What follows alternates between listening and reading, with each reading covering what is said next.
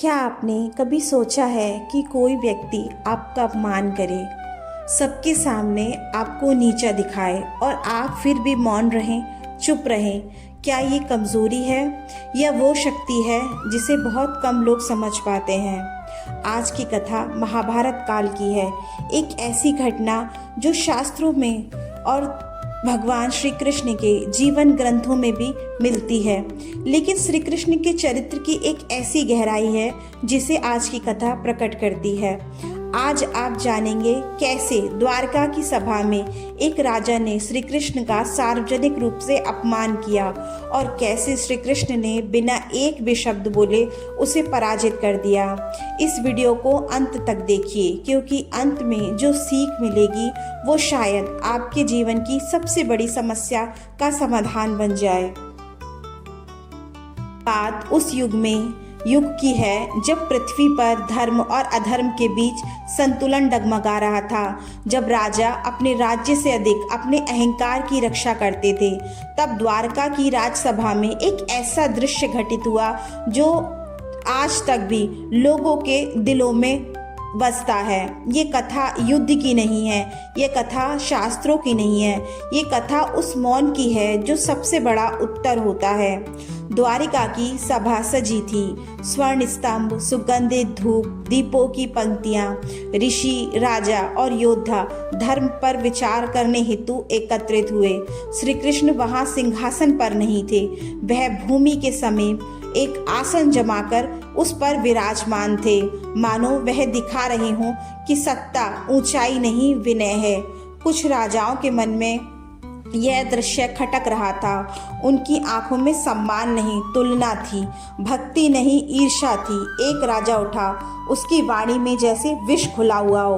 वह भगवान श्री कृष्ण को देखते हुए बोला, आप तो ब्रज के ग्वाले हैं माधव, राजधर्म का उपदेश आपको शोभा नहीं देता। जो राजधर्म के उपदेश के बारे में आज हम चर्चा करने आए हैं, उसकी आपको क्या जानकारी है? सभा निस्तब्ध छा गई। वह अपमान था, सार्वजनिक अपमान भगवान श्री कृष्ण का। सबने भगवान श्री कृष्ण की ओर देखा, पर वे मौन थे। न क्रोध, न स्पष्टीकरण, न प्रतिक्रिया। अर्जुन विचलित हो उठे। उन्होंने आगे बढ़कर कहा, प्रभु, यह आपका अपमान है, आप उत्तर क्यों नहीं देते?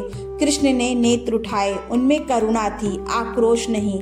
कृष्ण जी ने कहा, पार्थ, जो दूसरों को नीचा दिखाता है वह पहले स्वयं को गिरा चुका होता है।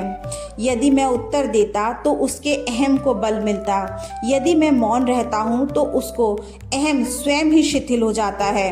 अर्जुन का मस्तक झुक गया। भगवान श्री कृष्ण के सामने सभा में वही राजा अस्थिर हो उठा।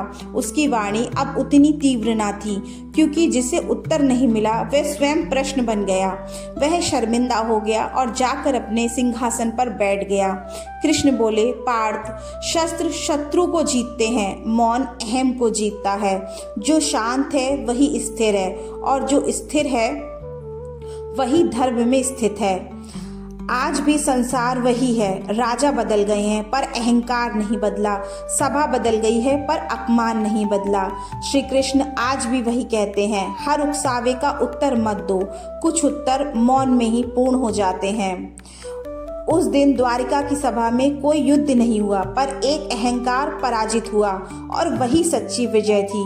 भगवान श्री कृष्ण ने अपने मौन द्वारा प्रतिक्रिया ना देकर एक ऐसी उदाहरण हमारे लिए रखा जो आज भी प्रासंगिक है। आज भी हमें ज़रूरी नहीं होता कि हम हर अपमान पर प्रतिक्रिया दें। अगर हम अपनी जगह सही हैं तो इतना ही काफ़ी है। किसी सामने वाले को उत्तर ना देकर मौन रहकर हम उसके अहम को तोड़ सकते हैं। और वैसे भी जो इंसान आपको गलत समझता है वो आपकी हर प्रतिक्रिया का तोड़ निकाल लेगा। इसीलिए भगवान कृष्ण की तरह हमेशा मुस्कुराते रहें, भले ही आपका कोई अपमान करे, क्योंकि मौन उस इंसान के अहम को गिरा देता है। अपने जीवन को बेहतर बनाने में अपना समय दे, ना कि दूसरों को प्रतिक्रिया देने में। भगवान कृष्ण के इसी संदेश के साथ मैं शिवी विदा लेती हूँ। वीडियो अच्छा लगा हो तो लाइक करें, चैनल को सब्सक्राइब करें। राधे राधे।